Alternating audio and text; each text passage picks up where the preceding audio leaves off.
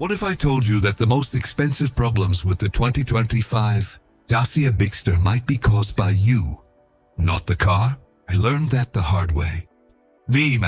After living with my Bigster, I discovered 5 seemingly harmless mistakes that turned into expensive headaches. And number 5 is the one I really wish I knew from day one. Welcome back to Supercar. Today I'm revealing the 5 expensive mistakes I made with my 2025 Dacia Bigster, what they cost me, and how you can avoid making the same mistakes. Subscribe to Supercar and let's get started. Mistake number 1. I treated the service schedule like a suggestion. I thought skipping a little maintenance would save me money. Instead, it could have cost me far more. When I first got my 2025 Bigster, I assumed a new car didn't need much attention. I was wrong. Fluids, filters, brakes, tires, and batteries still need regular care. And delaying maintenance can turn a small, cheap task into a much bigger repair. What I do now? Follow Dacia's service schedule. Keep every maintenance record, and never ignore warnings just because the car still feels fine. Because the next mistake seemed even more harmless, but it was quietly attacking my wallet every single mile. Mistake number 2. I didn't pay enough attention to the tires. If you only check your tires when the warning light comes on, you could already be paying the price. I used to think everything was fine as long as the tires looked healthy and the car drove straight. But incorrect pressure can increase wear, affect comfort and handling, and even hurt fuel economy. What I do now? Check pressures regularly using the manufacturer's specifications and inspect the tread, sidewalls, uneven wear, and vibrations, not just the dashboard warning. A few minutes of checking can save you hundreds when it's time for a new set of tires. But mistake number 3 gave me the biggest wake-up call. New doesn't mean battery-proof. Mistake number 3. I ignored the battery. Because the car was too new. I thought a nearly new Bigster couldn't have battery problems. That assumption was expensive. Modern Bigster models rely on sophisticated electrical systems and leaving the car parked for long periods. Taking only short trips, cold temperatures, or leaving electronics running can contribute to battery discharge. What I do now, if the Bigster will sit unused for an extended period, I pay attention to its battery condition, instead of simply leaving it parked and forgetting about it. And remember, never experiment with the hybrid or high voltage system yourself. Those components require qualified technicians. The lesson?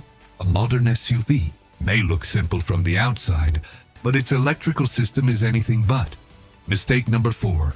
I bought accessories without thinking about how I actually use the Bigster. This mistake didn't damage the car. It damaged my bank account. When you buy a new SUV, it's incredibly easy to get carried away with accessories. Floor mats, storage organizers, roof equipment, protection kits, fancy interior gadgets, wireless accessories, exterior styling upgrades. Suddenly, the affordable SUV you carefully budgeted for starts becoming much more expensive. And I made the classic mistake of buying first and thinking later. Some accessories looked great online but turned out to be things I barely used. Others were unnecessary because the Bigster already had a practical solution built into the vehicle. I eventually created one simple rule. Before buying an accessory, I ask myself, will I still use this 6 months from now? If the answer isn't an immediate yes, I don't buy it.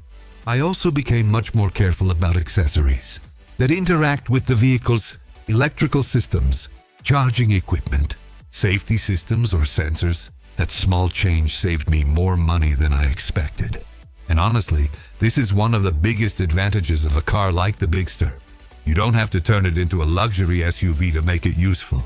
Mistake number 5. I bought the Bigster without thinking enough about which powertrain matched my driving. This is the mistake that can potentially cost the most because it starts before you even drive the car home.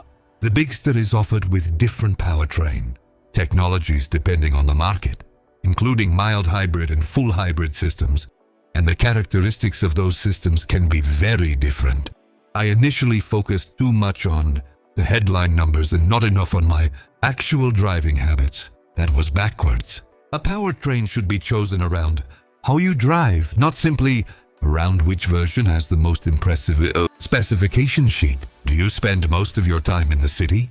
Do you regularly drive long distances? Do you carry passengers and luggage? Do you spend most of your time on highways? Do you leave the car parked for long periods? These questions matter. For example, a hybrid system can provide electric assistance and recover energy during deceleration, but its real-world benefits depend heavily on how and where you drive. Dacia explains that its hybrid system uses recovered energy and can operate the vehicle electrically under certain conditions. My mistake was choosing based on what sounded best instead of what actually suited my lifestyle. And that's potentially an extremely expensive mistake, because changing your mind after buying the car is much more expensive than choosing correctly in the first place. The biggest lesson I learned after making these mistakes, I realized something important. The Bigster itself wasn't necessarily the expensive part. My decisions were. The Dacia Bigster is designed around practicality and value, but getting the most value from it requires a little discipline. Maintain it on schedule. Check the tires. Don't ignore the battery. Think carefully before buying accessories. And most importantly, choose the powertrain that actually matches your driving. Do those 5 things, and you can avoid many of the unnecessary expenses I learned about the hard way. And remember, these aren't reasons to avoid the Bigster. Quite the opposite. They're reasons to understand the car before you buy it. The Bigster can still be a very appealing SUV for buyers who want space, practicality, modern technology, and value. But knowing where the potential ownership costs can come from makes the ownership experience much smarter. So now I want to hear from you. What's the most expensive mistake you've ever made with a car? Was it maintenance, tires, accessories, fuel, or something completely unexpected? Drop your experience in the comments. And if you're considering a Dacia Bigster, subscribe to Supercar, because we're covering the real-world advantages, problems, costs, and ownership lessons that manufacturers don't always put front and center. Thanks for watching, and I'll see you in the next one.